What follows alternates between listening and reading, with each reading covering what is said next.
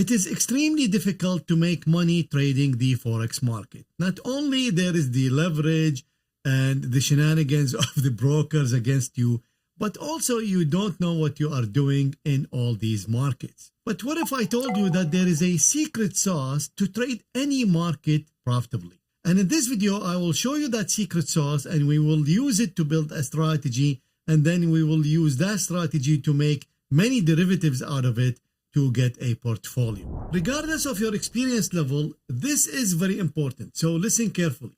Every single market in the financial market has a tendency to do something. We call that an edge. So the edge could be small or could be very, very big. Now I teach how to find an edge in any market to my students in my algo trading masterclass. And I have a database of every market and what is that edge? Because usually that edge doesn't change or flip on daily basis. It changes over years and years. So once you find that edge, you can easily build a strategy that matches that edge. And this is especially true in short-term trading. Short-term trading depends highly on the characteristics of that market. Although I am a futures trader, I get many requests to do strategies on the Forex market. But I can tell you, this methodology works on any asset class. It doesn't matter. In fact, it doesn't know that this chart belongs to a Forex pair or futures or stocks. It works on any asset. And without showing you how to find that edge, because that is for my algo trading masterclass students, I can tell you that the Forex pair USD JPY has a huge edge in the long direction. Now, the futures counterpart of the USD JPY is the JY, and the JY is the opposite of USD JPY because the JY is the reverse. So it's if you're buying the USD JPY, that means you are shorting the JY futures.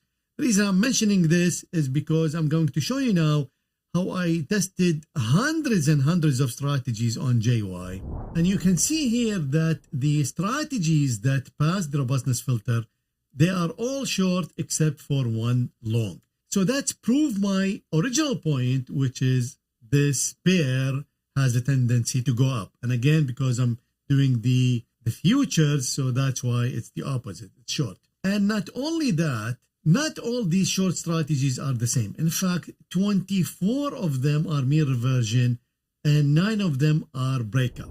Okay, so now you know my secret sauce, which is to find an edge in the market and then match that edge with a strategy style that works with it. So in this case, we know the JY works on the short side. And not only that, we find that most of these strategies are mean reversion. That doesn't mean you cannot build the opposite strategies. It's just this is a lot easier, and most of these strategies will already be robust because it's matching its characteristics.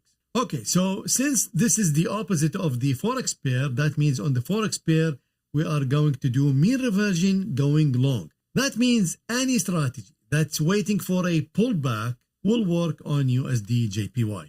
And I will prove it to you. Okay, so I have here the Forex pair USD JPY since 2006, and I put here 3 types of mean reversion strategies. This is just to show you that it doesn't matter once we find that the USD JPY tends to go up, and also we find that most of them are mean reversion, so now any pullback will work.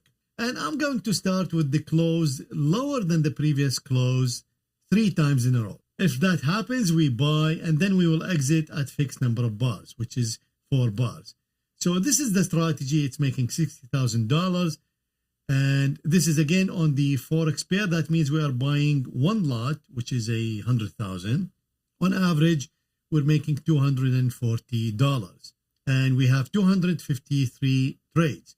And if we look at the performance graph, this is how it looks like.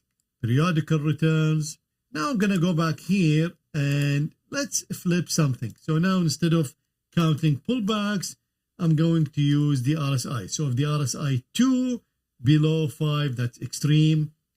And let's see how many trades we get here.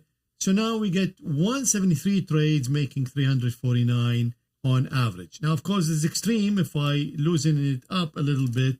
So we should get more trades, but less average trades. So if I verify, you can see now we're getting 333 trades at $60 on average.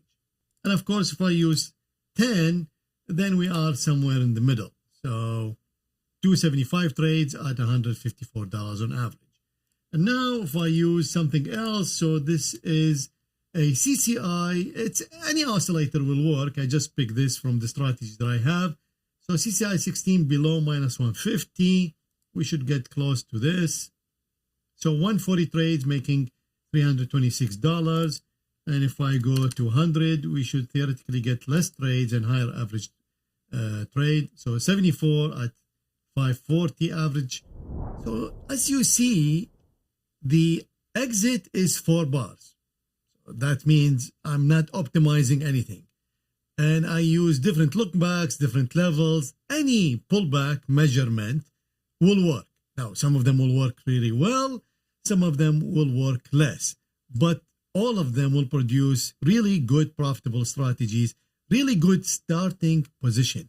Some of them are good strategies on the start. They don't need anything else. You just need to find a stable area. And since we are doing this with fixed exit and fixed look back, I can only change the level. So in case of the RSI, I change the level from 5 to 15, and you can easily find that 10 is a stable area. That's it. That's already a tradable strategy. So here we are in MultiCharts, and I'm trading now the JY, which is again is the opposite of the USD JPY. So we are going to short everything. And in shorting, that means we are waiting for the price to go up and then we short it. And again, any way you do it, it's going to work.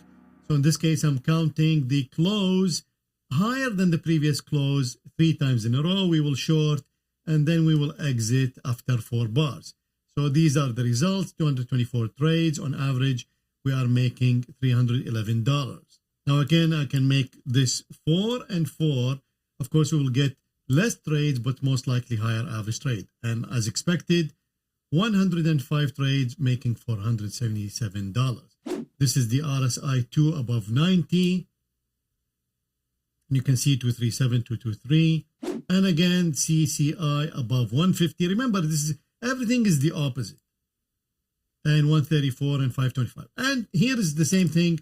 If I double this and increase this, it will be the same thing. I will still make money. It doesn't matter how I do it. So you see, it's not about optimizing what indicator or what's the look back. It all started because we know the Japanese yen has this huge edge in direction. And then once we tested all the strategies, we know what strategy will work. In this case, is mean reversion. So any way you're going to measure mean reversion, it will work on this pair. Now remember, all these strategies, no filters. So now I'm going to pick a single strategy and test many filters on it. So this is the close higher than the previous close 3 times in a row. That's the average trade and the number of trades. And this is the curve. This is the trading summary. We're making 69,000, profit factor of 2 point something. And the maximum drawdown is 20,000. So that gives us a return to drawdown ratio of slightly above 3. So using my strategy template, I tested about 150 filters, and you can see that this is 3-to-1 return to drawdown ratio. And look at this. I mean, even the first 33 strategies are all above 3-to-1 return to drawdown ratio. And all these are different filters. In fact, when I tested more than 500 filters, half of them worked really well on this strategy, which is the close higher than the previous close. And that is, of course, because we started on the right foot. We are matching a mean reversion strategy on the short side to a pair or an instrument that has an edge in the short side. So that's why you can easily get many robust strategies. So here I loaded 10 filters on the same strategy. This is the close higher than the previous close 3 times in a row, but now I'm using only 10 different filters. So this is how the equity curve look like for the 10 strategies. And the trade analysis, we have about 1,800 trades at 62% win rate. And on average, we are making $441. But this is not important. What I wanted to show you is this. So even though this is the same strategy, I'm just changing the filter. But look at this. The number of trades, 225, 182, 166, 215, 183, 120. So it's very, very different. Also, the amount of money and the drawdown we're making per strategy is very different. So by using the same data and the same logic of the strategy, I didn't change anything in the logic, and same time frame, I only changed the filters, and we get so much diversification just from changing the filter. Imagine if you change the measurement of the look back or the level, or even the logic of measuring the mean reversion. You will get hundreds and hundreds of strategies, and that is the secret sauce. To learn more about short-term trading strategies, watch this video and I will see you there.